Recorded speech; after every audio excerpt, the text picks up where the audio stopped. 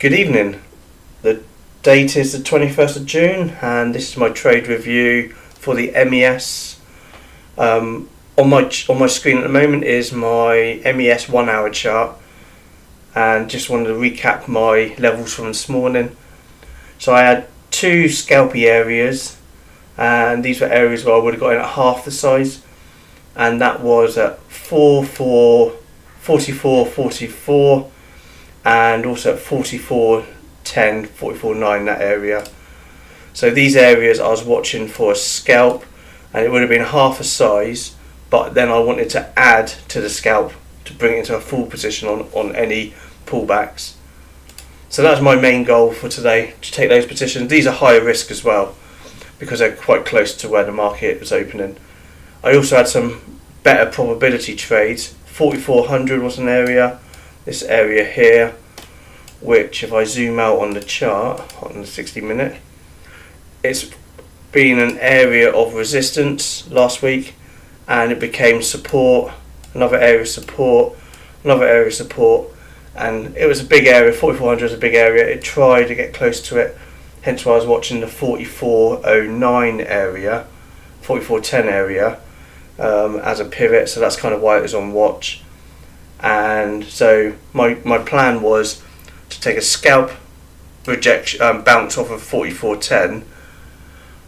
If market was proven to be in a downward spiral, then I would have maybe come out of this, maybe stopped out, or at least done a retest, a break and retest back down to 4400 to reverse for a bounce. So that's my goal for today. And on the upside, if the market was strong, I would have gone for an initial rejection, but watching volume, watching for rejection candles. And if it's still strong, I would have gone for a break and retest on the upside. So my bias today was mainly a short bias, but I really don't want to be biased. I want to take the market however it comes.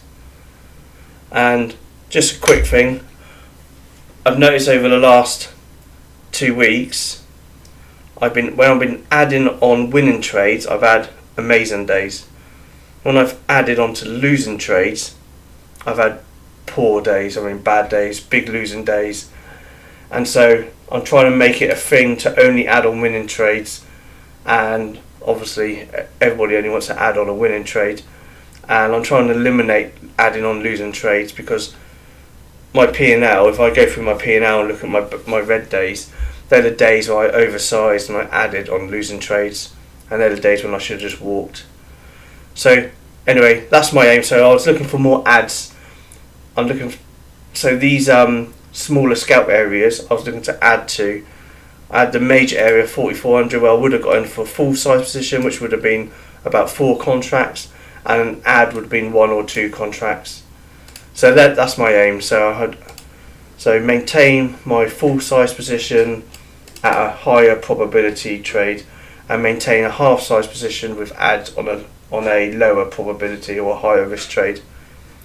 So now on my screen is the MES chart, the 5-minute. On the open, I was watching the open and I saw this pullback come in, and I was particularly keen when I saw this big red power bar which took out all of the last 35 minutes on the pre-market. But of interest to me was the pre-market low. So that's what I was watching, that area. And when I saw this big red bar, it's a Oliver Velez's play.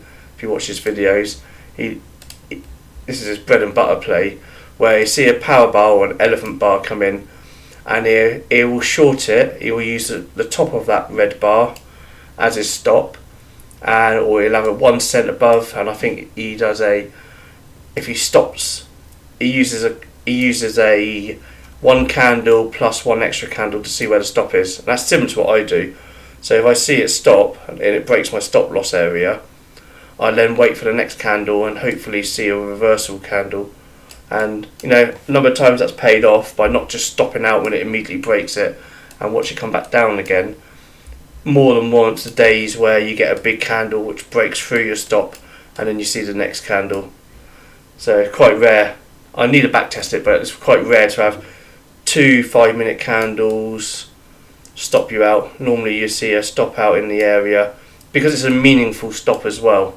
So usually you'll see it reverse, or at least give you a bit of time to get out. So anyway, my first trade, my mental stop was above that candle, and my entry, I watched it come down, it pulled right back into this area, and I took 1 contract there. So there's only 1 contract, it's a scalp, and I wasn't in my plan, so it was more of a speculative trade.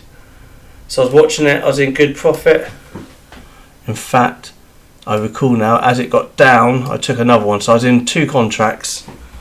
So I was in profit here, and that was probably should have waited for it to break the low of that candle, but because Oliver Velez normally fills up on shares on the way up, I thought, that's not a bad idea. But two contracts at MES, and then it came down. I was doing okay, I was doing a good profit, and my target would have been the 44.10 area and then the 4400 area had it got down there, but it pulled back again, and I moved my stop. Well, in fact, I had a mental stop there, but I put a physical stop in just there, and as you can see, it stopped me out, wicked me out just there. So I immediately got back in again with 2 shares, 2 contracts of MES. I need to get out of the mindset of a stop out is a bad thing, because even if it stopped me out, I got straight back in again, and because I saw this tail and it's coming back down, and the volume wasn't very high volume as well, so it's more low volume pullback. So that's the reason I stayed in. So I drove it down. It drove down, and I took some profit around about here, and I think I then had a bit of a issue because it was a 44.10 issue, and in my original plan this was a bounce area, but I will add it was a high risk bounce area, and what I should have done, I reversed my position at this point. So instead of having 2 contracts for a move down, I had 2 contracts for a move back up, and as you can see, it carried on going down quite strong. So I stopped out, and I think I added around here as well. I think I added another one there because it was a open range breakdown, and so I was in 4 contracts by this point, but there wasn't much left on the 4 because I was adding down because I was waiting for the reversal, and eventually I got out of them all before I saw these 2 bottom candles. So I added back in there. I didn't add, these are new trades, and I added in there, and I was in 4 contracts at this point, which is good. Again, I'm happy to stop out knowing that if my level comes, I was really watching the 40. I really wanted the 4400. That was my full entry, and that would have been 4. I would have bought 4 contracts around here, but I bought 2 there, and I bought 2 on the tail coming back up as well. So that gave me 4, and I rode it up. I took profit on this candle, and then I wanted to take. I added again there. It's a bit of a late add because I really wanted to add back down here, and it came through. I added one more time, so I was back up to 4 contracts again, 5 contracts here. Possibly I may have added again. I was basically buying at the bottom and selling at the top, and I had no more than 5 contracts at one point. I think 5 was my maximum. So there seems to be a lot of ins and outs because I was probably just selling and realised no, I want to stay in, and got back in again. I added again there. So these are my adds. These are my positions where I got in there, there, and there, and my outs were there, there, and there. I was watching this which I thought it broke over the VWAP, came back down, so I added again here, and I think I was back up to 4 or 5 contracts here, and I expected it to come back up and bounce off the VWAP. It looked quite strong at this point. I was watching that area, but the volume was tailing off a bit as well, so then I eventually took my stop. I took the rest of my contracts there, and I was happy. But I had one more contract left. No, I had 2 contracts left, so that's why I took 3 off there. I took 1 off there for profit, and then I took 1 more off as it broke through the VWAP, because I had to leave for the afternoon because I was going to come to my son camping, doing campfire cooking. So I was happy. So I got out. My break even was always around here.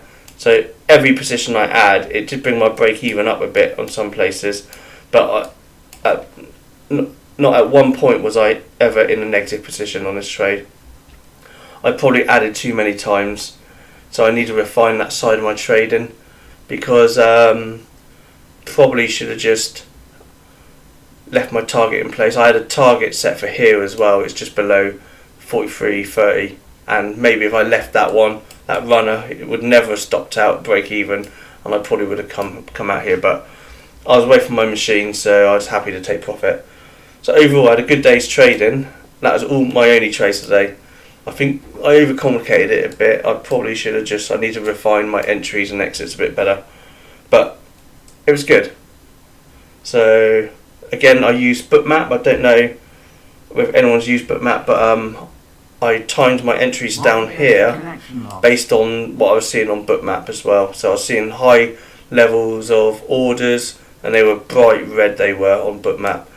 And I don't have a screenshot for it because I've closed bookmap. But on my next trade review, I'll take some screenshots and add that in, because I think it's quite valuable to look at that. It shows you the order book, but on your chart, and I think it's a much better way of visualising it. And it paid off as well, because it kept me patient, because I could see all the orders underneath this area in red, and that's why I was happy to add, because it gave me the confidence to add at that location. And I think I got out round here because I saw some dark orange and red areas here, so I knew there was sellers around this area, so that's why I got out. But the big area was up here, and I got out too early. That's where all of the bookmap was saying there was also sellers. So it's a good tool. I think you should use it. Anyway, hopefully you had a good day, and appreciate you listening this far into my ramblings. Okay, take care. Speak to you tomorrow.